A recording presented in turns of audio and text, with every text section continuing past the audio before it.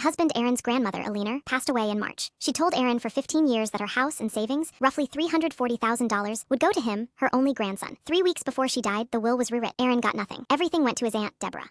We found out at the reading. Aaron sat there in shock as the attorney read a document dated 19 days before Alina's death, a complete reversal of the will she'd had in place for over a decade. I started asking the questions Aaron was too devastated to ask. With the family's permission, I requested Alina's medical records to understand her state in those final weeks. She'd been diagnosed with advanced dementia 4 months before the new will was signed. Her doctor's notes described her as frequently confused, unable to recognize family members by name. Deborah had moved in to help care for her exactly 6 weeks before the new will was drafted. The attorney who wrote it wasn't the family attorney Alina had used for 20 years. It was someone Deborah had personally hired. Phone records showed Deborah had called that new attorney 11 times in the 2 weeks before the new will was signed. We hired an estate attorney and filed a challenge based on undue influence and lack of testamentary capacity. The case took 8 months. The court ruled that Alina lacked the mental capacity to understand the new will when she signed it, and that Deborah had exerted undue influence during a documented period of cognitive decline. The new will was thrown out. The original, naming Aaron, was reinstated. Aaron received the full $340,000 his grandmother always intended for him. She'd already withdrawn from Alina's accounts during those final weeks. People who pressure vulnerable family members in their final months are gambling that nobody will check the paperwork. We checked. Have you ever had to fight for what someone you loved actually wanted after they could no longer speak for themselves?